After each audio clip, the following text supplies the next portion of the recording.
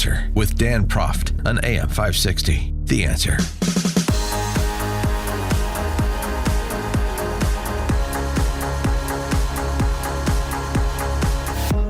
Top of the morning, Dan Proft here. Before we get on to the substance of things, I was remiss. My sister texted me last week to give a shout out to a guy who listens to the show every morning, and I forgot to do that. So to John Simpson from Montgomery, a happy belated 40th birthday, because I forgot last week. John Simpson from Montgomery, 40th birthday.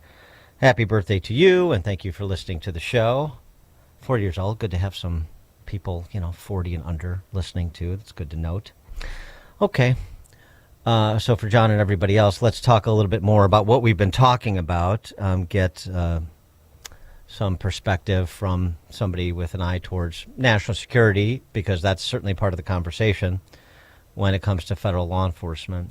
And again, as we were discussing, the state and locals have this, although they're sanctuary states and cities, so they don't have this because there's no interest in removing people who are in this country illegally in Minnesota or in Illinois or in New York or in California or in New Jersey or in Maryland.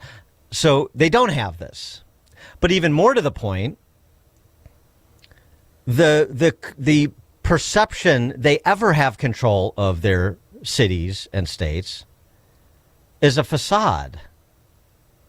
We saw it play out 6 years ago now, a little less than 6 years ago, in the Summer of Love.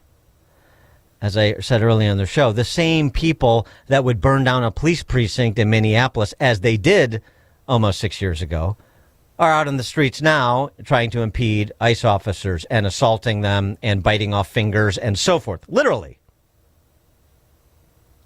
Sort of important context to the shooting on Saturday. In addition to that, you want to talk about repeats? How about an autonomous zone in the center of the city? Fox News reporting. A few thousand protesters have joined from a vigil they were holding, and you can see these young people in the shiny vests. They've actually stopped traffic. They're pretty well organized. They've got walkie-talkies, and they replace each other. But basically, they've stopped traffic. So you can see this is expanding now from just one block where the shooting took place. Now it's moving out into other blocks. We were going to pull out of our car, and they said, oh, no, you can't go. So you have people in shiny vests really directing traffic, controlling the streets, saying who can go where. No, you can't drive away because I'm in a shiny vest, and I'm telling you you can't. So we can see who's in control not just of one street where the shooting took place, but now multiple streets, as several thousand people have joined this protest from a vigil. The shiny vest people say, I can't go. Autonomous zone. How'd that go in Seattle? How'd Chaz end up working out in Seattle? Time to invoke the Insurrection Act? The president has threatened it. Is it time? Let's get some perspective on that and other geopolitical issues, national security matters. Stephen Bucci served America for 3 decades as an Army Special Forces officer and top Pentagon official. Now visiting a fellow in the Heritage Foundation's Allison Center for Foreign Policy Studies. Stephen, thank you. It's good to be back on the show, Dan. Thank you for having me. What do you think? The Wall Street Journal has argued for a pause now to try to ease tensions, as if appeasement eases tensions with mobs. What's your perspective on what the administration should do here, as, again, the charge is to remove people in this country illegally who pose public safety and national security threats? And also, if you're here illegally and we come upon you in pursuit of those larger goals, then we'll apprehend you and process you for deportation too. But what should next be done given the level now of violence we're seeing in Minneapolis? Well, my gut reaction, and again, I always throw in, I'm not a lawyer, so this is not based on, a detailed analysis of the legal framework around it.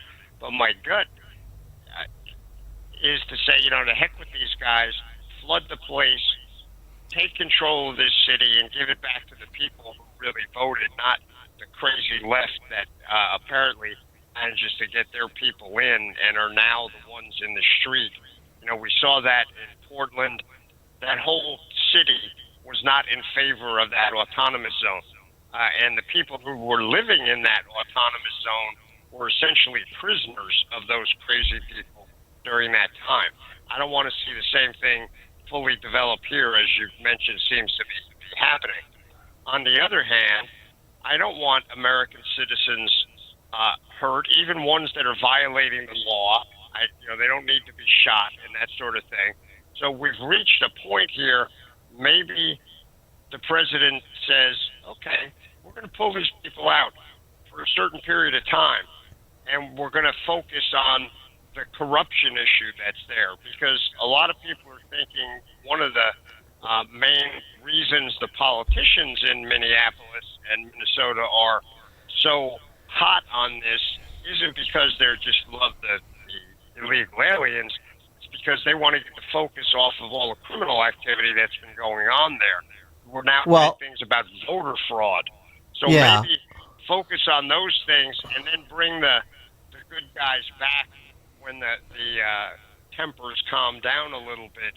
I don't know. That's not. Yeah, I mean the only thing more straightforward than that normally.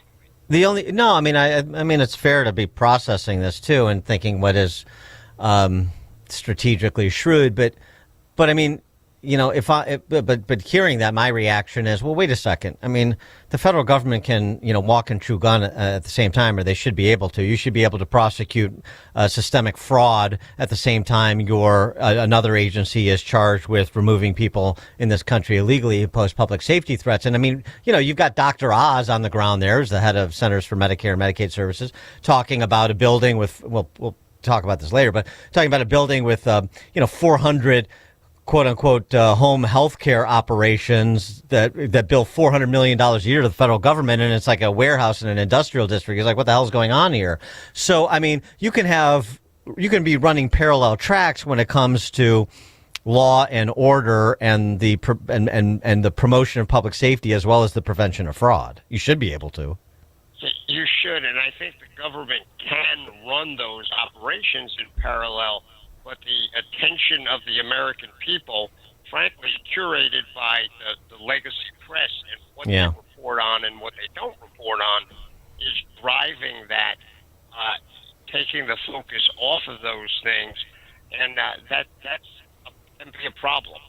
And it has the little mini plan I just laid out there has the benefit of, okay, let's take a breath. Maybe some of these crazy people will realize, hey, this is not a good idea. This guy got hurt, this lady got hurt. Maybe I should stay home. I hope that cooler heads will prevail, but that's right now. I'm just sitting there going, I don't want to see a bunch of cops get arrested. I don't want to see a show trial somewhere. I want to see the bad guys found and prosecuted, and the good guys get the accolades they deserve for the sacrifice they made. Well, that's fair, but of course, the problem is, God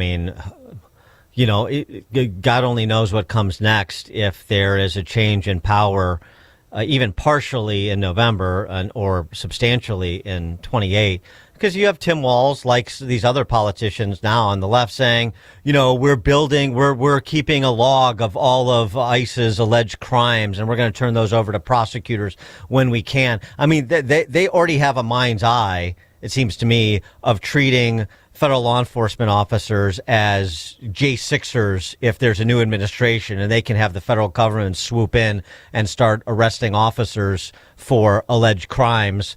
And doing exactly those show trials and engaging in next level lawfare. Now you're going to federal law enforcement after spending all your time on Trump and his allies last go around. Yeah, and that is a potential.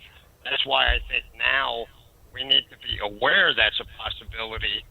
Let's try and defang that possibility as much as we can. I don't know. It's you're going to roll the dice no matter which way you play it.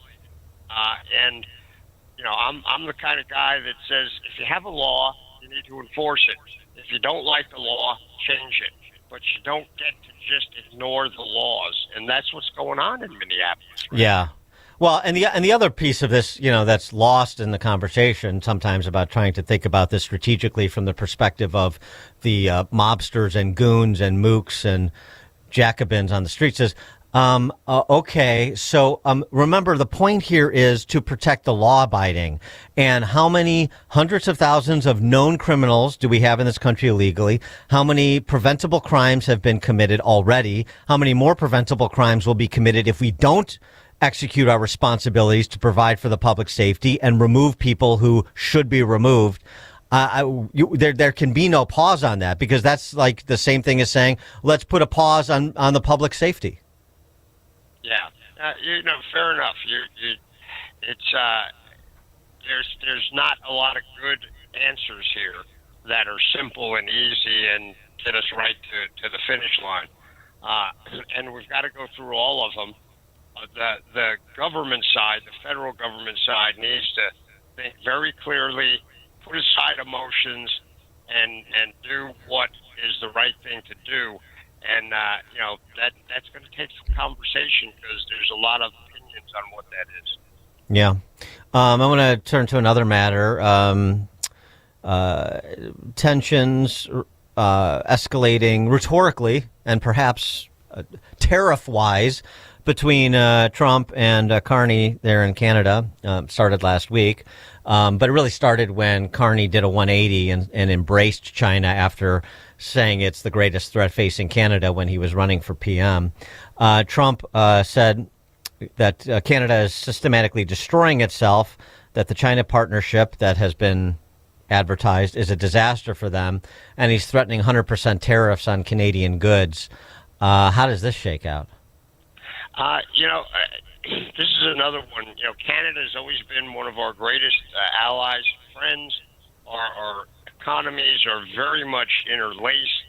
Our electrical system is connected to each other. Our phone systems are connected. Canada going to China hat in hand and suddenly thinking they're the biggest help in the world has a lot of implications. It's not just lost business for Americans. It's allowing China a back door into our systems, probably way greater than they have already through their more nefarious means. And the Chinese are just laughing all the way to both the regular bank and the National Security Bank. We should not allow this to happen. And President Trump and Mr. Carney need to sit down together and put aside their animus between one another and figure out what's best for the two countries. And us walking away from each other is not the answer. And them walking to China clearly is not the answer. Yeah, maybe Trump also learns a lesson, probably not. But maybe you shouldn't have been trashing Polyev and playing up Carney as a guy you could do business with when there's an opportunity to get a real conservative in as the Prime Minister of Canada. Elections have consequences, as people like to say, except when they go against them.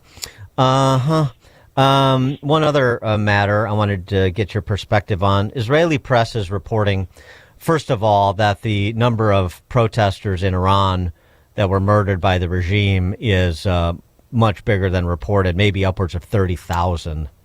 And secondly, reporting that in the U.S., a special department has been established to collect and verify the materials associated with the regime's repression. American officials are working to compile a list of regime figures involved in the massacre of protesters, both those who issued orders and those who carried them out on the ground, to form a kill list of Iranian regime figures. What is your sense that there will be Soleimani-type strikes against particular Iranian regime figures or something more serious that's still a real possibility?